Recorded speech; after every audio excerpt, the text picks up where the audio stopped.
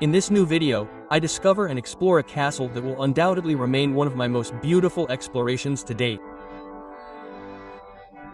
Combining great history, having survived the French Revolution and the Vendée Guard in a tumultuous manner, this extraordinary place was the haunt of one of the generals of the Catholic and Royal Army before sinking into oblivion and abandonment centuries later. Inside, it is incredibly rich, with a hall composed of dozens of hunting trophies including stuffed wolves and rooms completely frozen by time and oblivion. Follow me through the corridors and rooms of this extraordinary place. Enjoy watching. My name is Simon. I am an urban explorer who has been traveling the world since 2012 in search of the most iconic abandoned places. Thermal power plants, mental asylums, abandoned warships. Welcome to my channel. Don't hesitate to subscribe to my Instagram if you want more content. Now, let's get to the video.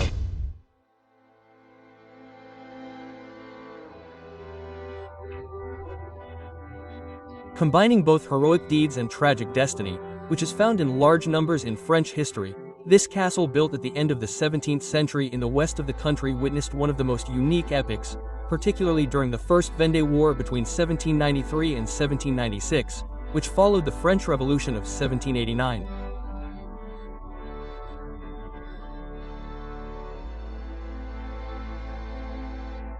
This place, which was the home of one of the most unique generals of the Vendée War, bears witness within its walls to a rich and eventful history combining refinement and culture. At the end of the war and with the death of the general, the castle survived through the generations and especially the troubled political regimes of the 19th century. To be in its immense surrounding park, a place of festivities at the beginning of the 20th century before falling into oblivion and abandonment in the early 2000s.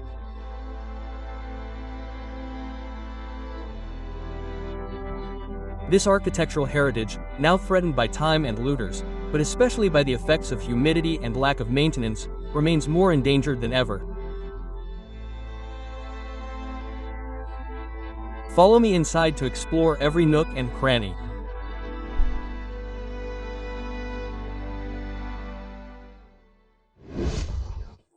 We have just found an entrance to this castle.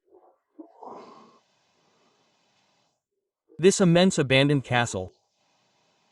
And look what we discover. When we arrive at the castle, a huge closed, framed, everything is very old here. The castle dates back several centuries. We are going to venture into every nook and cranny. Ah!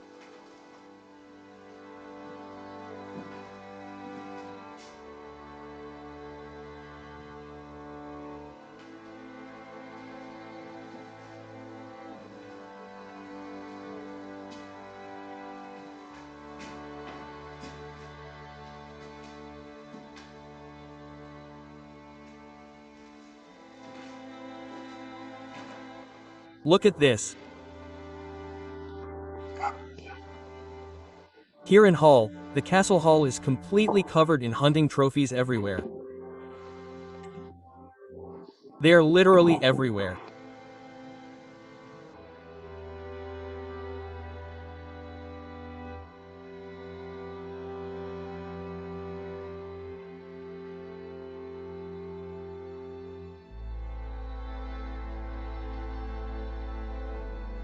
Everything is rotten with mold.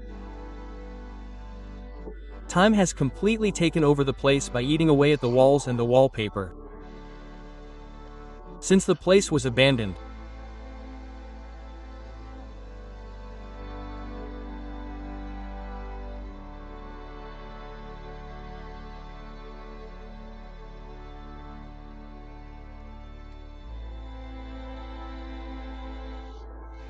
here we have hunting trophies that must have belonged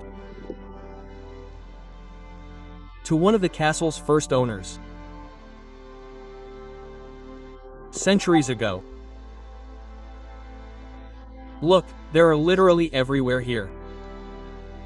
All the walls will be covered in the hool. He might have already taken a look in the adjacent rooms too.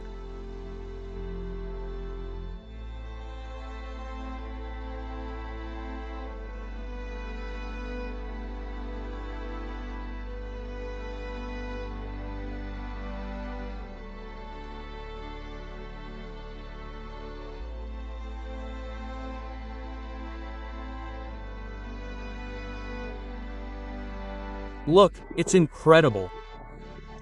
We even have straw wolves here with their heads marked on the firings. February 15, 1879. I really won't go back there. It's not every day that you get to see that. We have another one here. That strangely resembles the first one. It's also superb, even if I repeat, I'm not at all a fan of straw things, animals in straw, sorry. It's still quite original. In this kind of place, the hunting trophies are completely covered in cobwebs of dust. I think they've been lying here for a long time.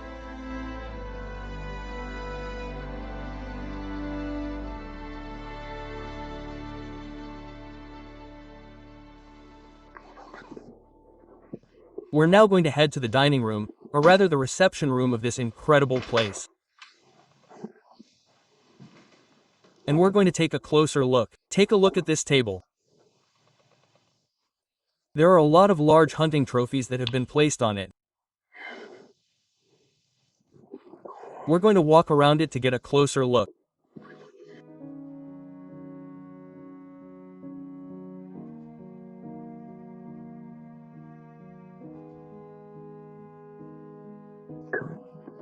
As usual, all the dishes and tableware are still there. Take a look at this. I don't know if it's porcelain. It seems like it is. Everything has been filed away for years.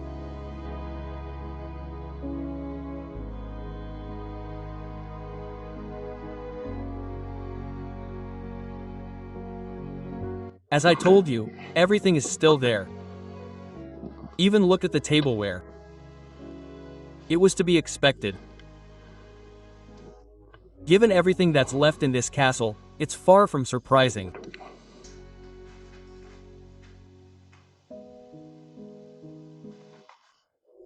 On it, we have antlers, deer, talons, and does. It's really lugubrious. To find yourself with that here alone in the dark. But that's also what we like about Urbex. Just look at the size of some of Jess's trophies. It will always impress me. They are literally everywhere. Some are damaged by time, as you can see.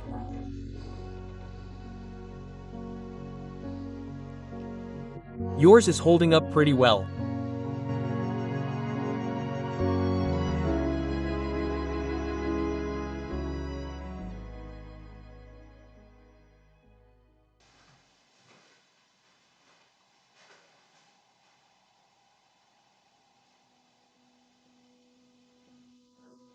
This piano is truly sublime.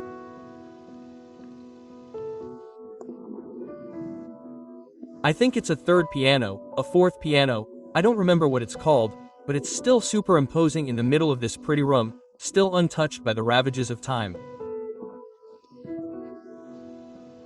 Really nice. Don't hold it against me. I can't speak very loudly today during this exploration because patrols are regularly carried out around the castle to block access or to see if there are any new ones.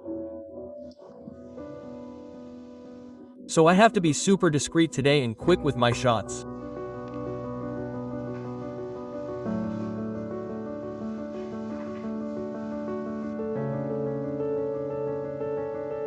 There you have it. Countless old books. Look at the sheet music, music books, classics of literature. We are clearly in the midst of a person of taste and culture.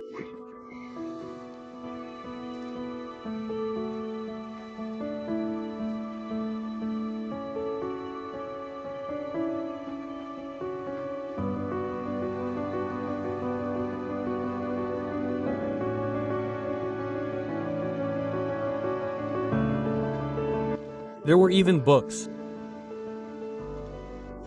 about the great battles of France and the time of the war. All over the castle. This isn't the first book I've seen of this style, with battles recreated in the book.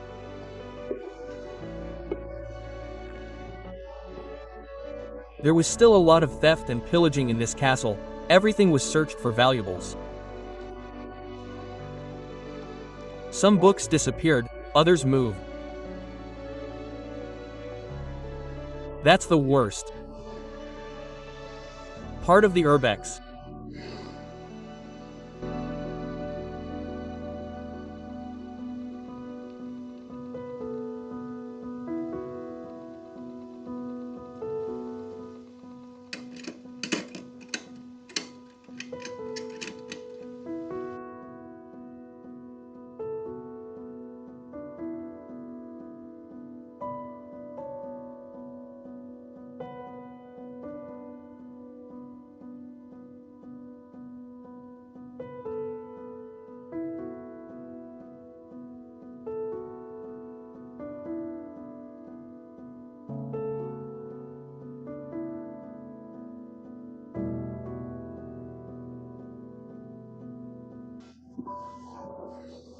Okay, we're on the first floor and we're in this double room. I'll raise the straw a little and we'll take a closer look.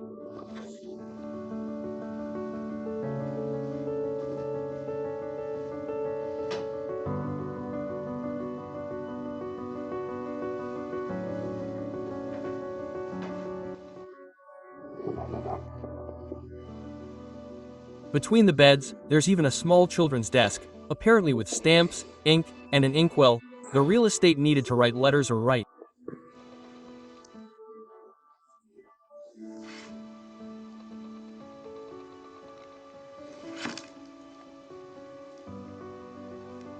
In my opinion, that's a pibble. Once again, the place is frozen. The beds, the furniture, the statuettes, the clothes are there. It looks like the occupants of this castle left overnight.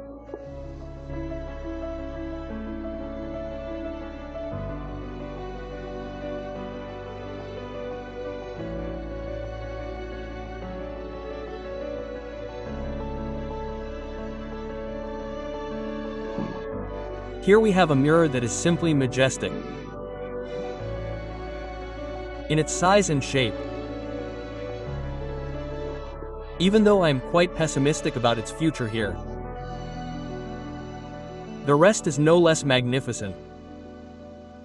Above this fireplace,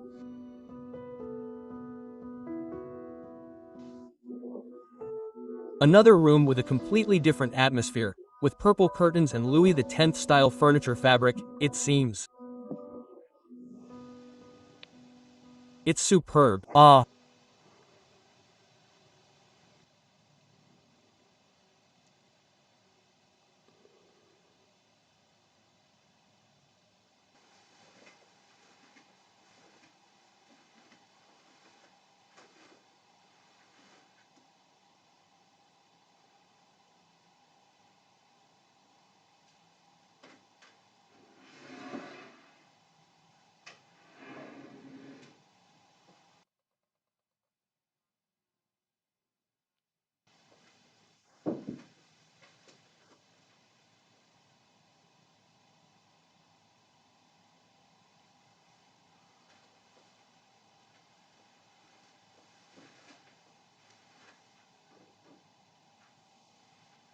Here we are in a completely different room.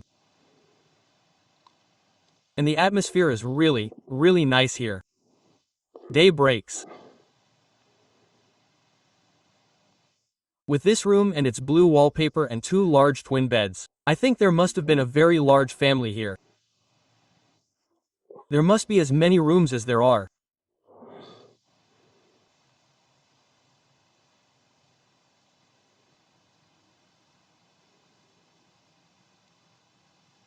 Here we still have all the children's toys.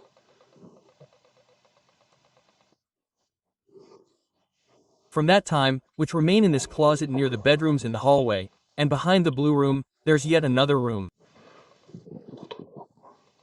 It never stops here. This one is definitely really pretty too, a little more in sound than the previous ones.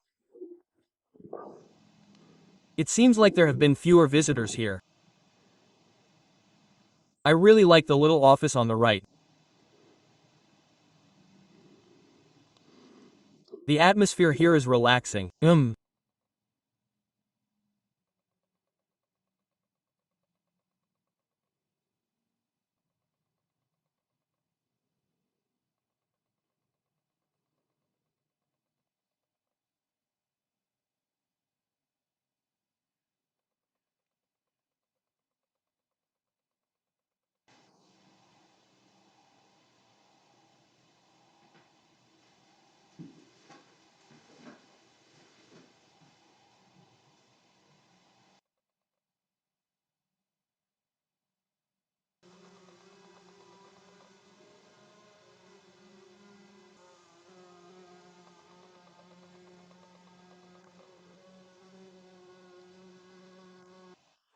And here we are finally on the top floor of this magical castle.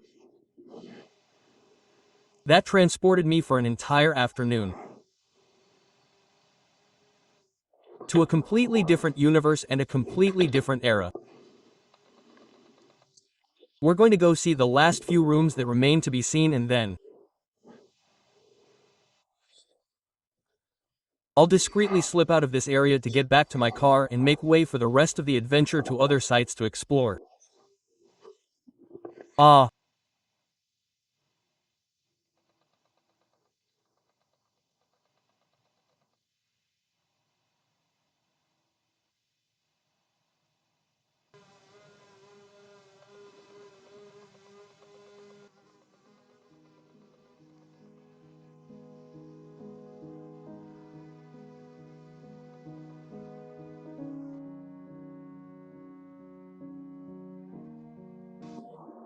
Here we are in the very last room on the second floor, which is superb with its partially collapsed ceiling.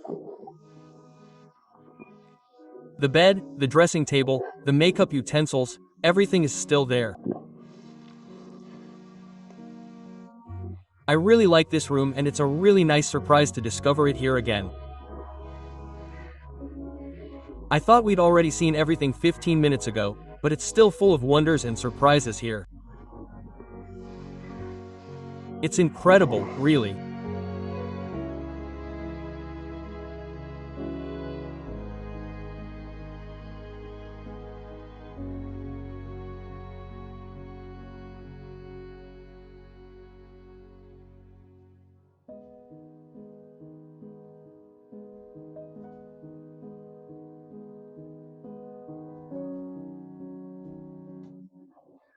This room is really superb too, with this large carved wooden bed.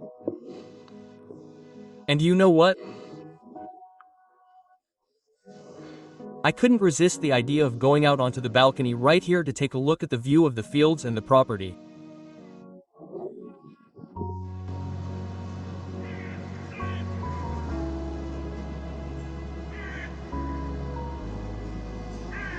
Ah.